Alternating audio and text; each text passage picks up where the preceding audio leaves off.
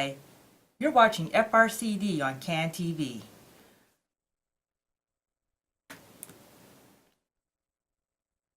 Family Resource Center on Disabilities is the Region 1 Parent Training and Information Center of Illinois.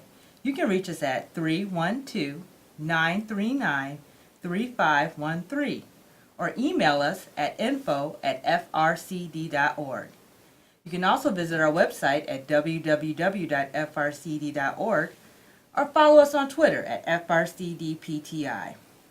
We encourage you to subscribe to our YouTube page at FRCD1231 and like us on Facebook. Family Resource Center on Disabilities is not a law firm or a legal service agency. Family Resource Center on Disabilities will not provide any type of services that may be construed as practicing law, including but not limited to giving legal advice, drafting legal documents, or representing families in any type of legal proceeding. Hi, welcome to FRCD on CAN TV, where we discuss special education, parent advocacy, and resources for families of children with disabilities. And my name is Paula Wills, and this is our guest today, Zabita Pasha. Hi, Paula. Hi, Zabita. And today we're going to be discussing behavior and the IEP process. Often when in special education, families sometimes encounter behavior issues with their children, particularly in the classroom. And those of you who have children who have received that phone call, could you come pick Jimmy up or Sarah up, then you know exactly what I'm talking about. So, to kind of give us a better understanding of what we mean by behavior, particularly in the classroom, Zabita, could you kind of explain to us what are we talking about with behavior? Well, behavior is something that is impeding an action that is impeding or something that is impeding the child to kind of be, at the same level of their non-disabled peer. Or behavior can be tics, can be getting up of the chair, can be refuse to work, refuse to finish their work, talking back. So many aspects of the behavior. It's a big umbrella.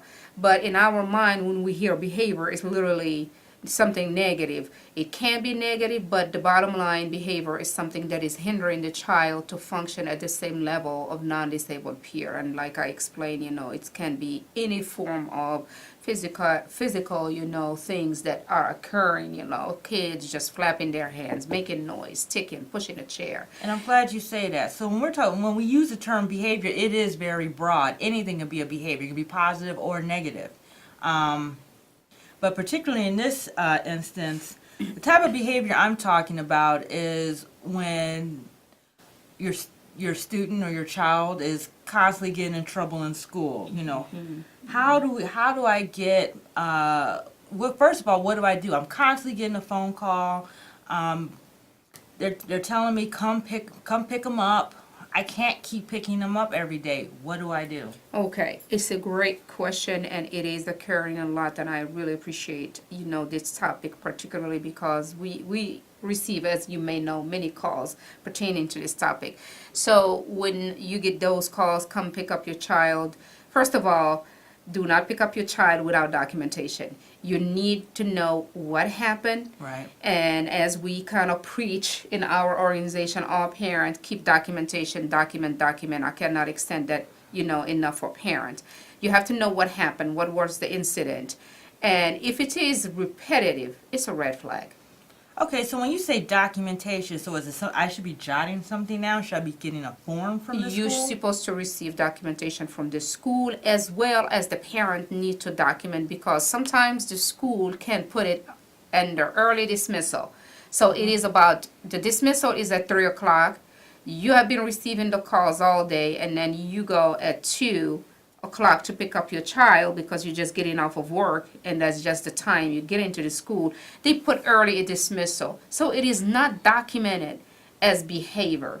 The reason I'm saying document that will serve when I am, as a parent, I'm going to do a behavioral assessment, functional behavior assessment. For a better term, I am requesting an evaluation pertaining to the behavior to understand what is the cause of that behavior. So that's, as a parent, if I'm constantly being called, particularly for a very similar behavior, it may be worth requesting, well, does my child need a did you say functional behavioral assessment? That is correct. It is worthwhile to request that. The reason B is to eliminate detentions and suspensions and consequence through, the disciplinary action based on the code of conduct of the school. Okay. So take measures and safeguard your child by requesting that assessment. That will be the best and the appropriate, I'm not saying the best, the appropriate approach. Because you need to understand what is the function of that behavior that is causing that child not to be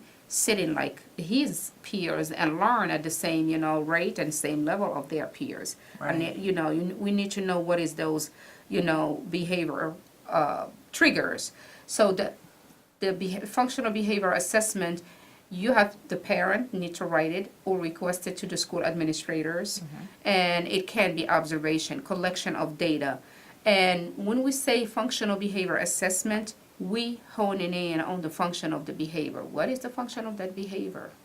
Let's say you have a child with ADHD, and with ADHD, of course, we all know it's not a cookie cutter model. However, there is impulsive behaviors. Okay. So what is that impulsivity caused by what? Is it sensory? Is it overwhelmed with the work? So the team for the IEP team need to tailor the program specifically for that child. So if we know that child have those impulsive behaviors and he's just shoving and pushing and just not comfortable, we need to know what are the causes, what are the triggers, and the only way that we need to know, as you may, recall for the special education process, is through an evaluation and data collection. So once that is done, then the team will come up with a plan. Okay, so let's say I didn't know all of that. So they're talking about expelling my child.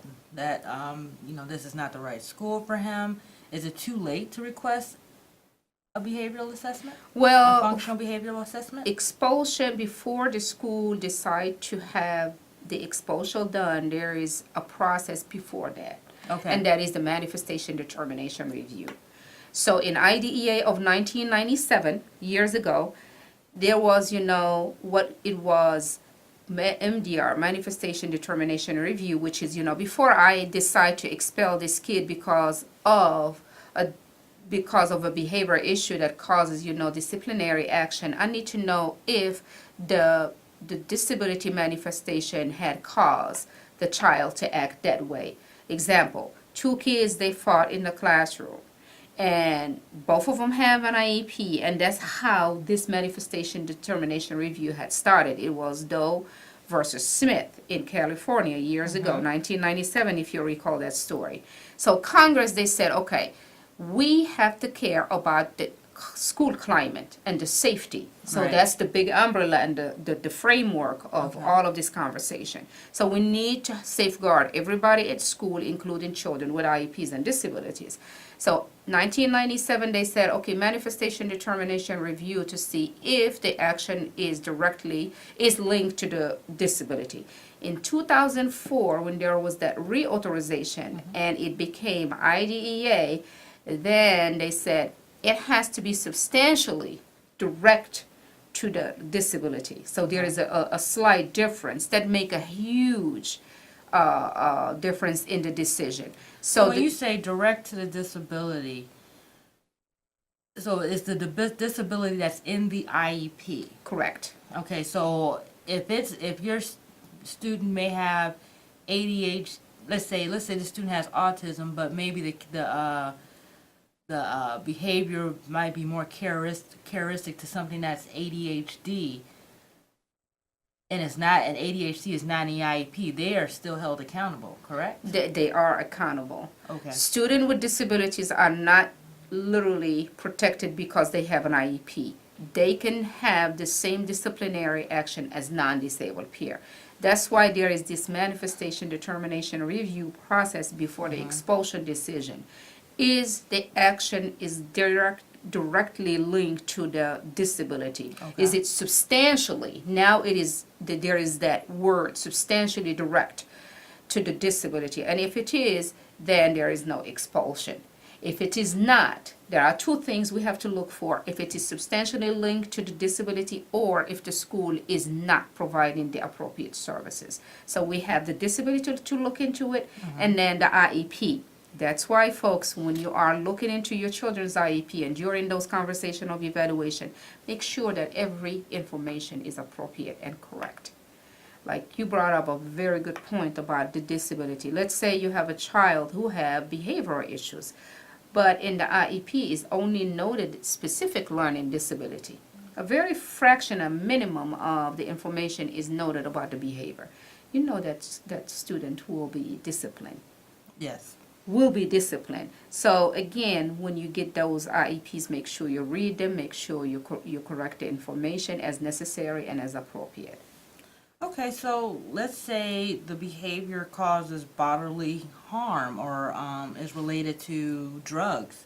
Is the student still protected under IDEA from those? Unfortunately, they are not. Okay. So Even if it's like an impulsive decision, like, maybe someone, I'm in a... there are 3 exclusions. Okay. Where the IEP does not protect the student for an expulsion and a decision of changing the placement, which I will highlight it. But before I get to that, for the MDR, once the student is suspended up to 10 days consecutive within the school year, then the team must hold a conference, which is the manifestation determination review, and it is the same process as any meeting. They have to have a prior written notice within the 10 days of the incident. Let's say the kid had kicked a chair and the chair fell and somebody else, got scared or whatever the case may be. From that 10th day of that incident, they have to hold a meeting to see if that was directly linked to the child disability or not. So once that is passed, that is fine. But if that student picked a chair and hit another student, even though they have a disability, they will hold an MDR, but they have to expel and change the placement of that student up to 45 days, and they call it the IAES, and I think you have it on your visual, which is, The interim alternative educational settings, which which has probably been commonly heard of as alternative school. That's right. Here, it's commonly known as alternative school, and the school have the decision along with the team. And when we say the team, is the parent included, from 45 to a year. Some of the students, they can come back to the regular school after the 45th day of the interim, placement. Some of them, they stay there for a year. So that's why the parent makes sure that you have those meetings. You make sure you express your concerns. So the three exclusion is the bodily injury, seriously bodily injury. That's how it is worded in the State Board of Education Parent Guide, and also in IDEA. Drugs and weapons. Now, the drugs and weapons, when we talk about drugs, is illegal drugs, because some of the students, they are on medication and they call drugs. Right. But the parent, of course, they are given, the school all the medical records for that student to take, to take those medication. But if the student is using, selling, or soliciting drugs in the school and the school premises and the school functions, because sometimes we forget. You have a school in Chicago, and they invited a football team from DuPage County. So that DuPage County student is coming and soliciting the drugs from Chicago public school premises. That student will have the same consequence as he is in his own district. They will follow the code of conduct of his own district, but there will be consequences and removal up to 45 days. There is no questions about that. Regardless of disability, they do not see the substantial link to the disability in those 3 exclusions. Bodily injury, it is a broad, however, seriously bodily injury, when there are cuts, bruises, people, they can, sometimes I've heard somebody had a tap and they said that's bodily injury, depending on how it is hurting a person. The weapon, you're taken from knife, from guns, even a box cutter, it is considered a knife. Even a sharp pencil, if Could a be ch- considered a weapon. Right, so people, they have to open their eyes and make sure you read the code of conduct of your child's school.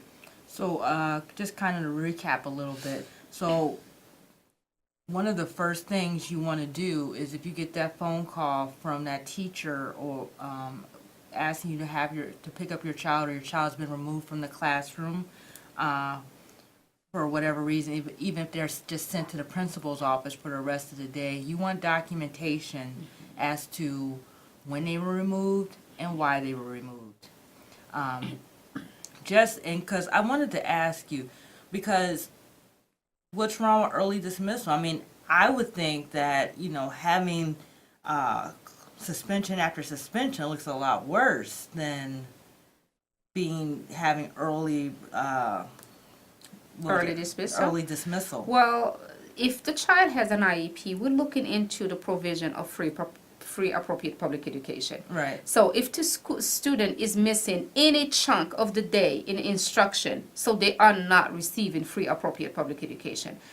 If my child is leaving 10 minutes early from the last period of her schooling day, she's missing 10 minutes of instruction, so she's not accessing free appropriate public education. And if this is happening every day, that's like 50 That's minutes. That's a red flag, regardless of the access to the curriculum. I would be concerned. Why am I picking up this kid every day or every other day? Or why are they sitting at the principal's office Right. every day or every other day? Very good point. I want to reiterate what you're saying about sitting in the principal's office. Those are called in-house suspension, Okay. in school suspension. They are counted. They are counted in those 10 calendar days for the MDR to be held as Okay. well. However, during that in-house or in-school suspension, the student's supposed to access the curriculum as his IEP dictates. Let's say a child have goals in language art and math. The teacher has to provide that work to go with the student, even though they are in the principal's office. Somebody have to attend, to the school, to the student to make his work or her work. If this suspension is happening outside of the school, the school is mandated also to send the work with the student. Bottom line, we have to meet the compliance of the IEP in terms of free appropriate public education. So that early dismissal, I mention it because I have gotten calls and I collected and gathered data with the family and looked at the records, and it was more so early dismissal, and it looks like the parent is pulling the kid out, and it came back and they told the parent, "You taking your son out, we can't help you." There you go. Wow. So I mean, it ultimately worked negatively against the parent. what had helped, it was the email exchange between the parent and the teacher. What So- did he miss during the day? What happened? I picked him up from the front office and I didn't get any information. So those emails had saved the day for the student, to have that functional behavior assessment done. And those functional assessment, they have the same timeline as any evaluation, the 60 school days. Right. And all of that. But make sure you are involved. The parent must be involved throughout that process, because that good information provided to the school, of course, they will trigger good behavior intervention plans, and of course the outcome, no suspension. No, I mean, thank you. I appreciate that. You definitely bring up a lot of good points there in terms of dealing with suspension and the behavior issues. Another concern I had is, let's say you're a student without an IEP, but you may need one. You may need to be assessed. But now you're in trouble. Could be a manifestation of your disability. Is there anything you can do? Well, there are provisions for those who does not have an IEP. So the school or the LEA, the local education agency, has to look into the record. Was this student or a teacher, a staff, administrator talk about his behavior sometimes, and they have concern? That right there is a protection for that student not to have those same disciplinary action as a neurotypical, or however you want me to word it, that a student without any protection. If the parent had sent a letter or an email, concerns about her son's education, behavior, specifically behavior, that will bring a whole lot of results in that process. I have a case, I think I shared with you last year the information, where the parent, she had sent the request for evaluation last school year. Okay. And then by the beginning of the school year, he got in trouble in high school, and they were talking about, the expulsion. And she was very upset, and she was telling me that she was telling them about, his behavior, being impulsive, he need accommodation. She requested a 504, and everybody was telling her he is performing very well, he just need to listen, he's a bad kid. So that parent really digged in her email. Once we pinpoint the request for evaluation and all of that flow of email between her and the teachers about his behavior, it saved the day. He was not in expulsion anymore, and they gave him that provision. Now, those who are not protected are when the parent are declining special education services. The students are not protected. But I also want to point out one thing before we go into parents, who decline the services email. In every one of those stories where the day was saved, it was because something was in writing.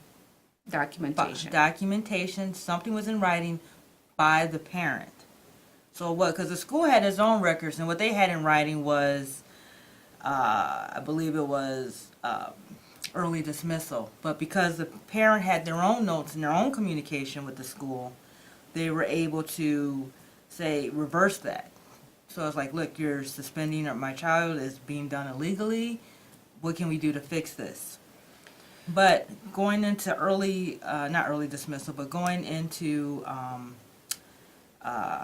you just said it. Discipline and the one who are not protected. Parents who decline special education services. Yeah, the consequences can be dire. You're not protected. Right, and the student will face the same consequence as, the other student who does not have any disability. There is also the one who are not eligible, so they went through the process of evaluation, and then it said, well, he's not eligible for special education. But dig in those reports of the evaluation. If it says and notes anything pertaining to the behavior, Okay. that alone will give you certain protections. But if they are found totally not eligible for special education, the student are, susceptible to receive the same consequence and disciplinary action as, the code of conduct. But again, we go back to documentation. If there are concerns about behavior and what have you, people, they need to document, because it can come in handy and be helpful to them. And so keyword is document. That's right. That is correct. So I think we may have a couple of minutes. So one question that often comes up is the police. Can the school call the police, and what other discipline can be used on the child? Well, if there is imminent harm in the school climate, that's how it is worded, even, in the code, in the special education parent guide, imminent harm to the staff, to the peers and whatnot. The school have the right to call the police to safeguard, the other parties, staff, faculty, and the student as well, and the student themselves. Okay. If there is, somebody who is having an outburst and he's throwing object and, breaking property, so they have to safeguard, people around that student. Bottom line, discipline and IDEA is a very complex topic, and I believe we need more time. I'm looking. We have a few minutes. I asked the loaded question like 30 seconds before the show is supposed to end. But it is a very good topic, and we have information that people can benefit from. Of course, on our website, and feel free to call us, and we will extend, our knowledge and information to parents when they call us. No, I do appreciate you inviting me today. Yes, no, absolutely. Thank you, Zabita. And so we do have to wrap up as time has come to a close. So I want to thank you for joining us on FRCD on CAN TV. We are Family Resource Center on Disabilities, the Region 1 Parent Training and Information Center of Illinois. You can reach us at 312-939-3513. or visit our website at www.frcd.org.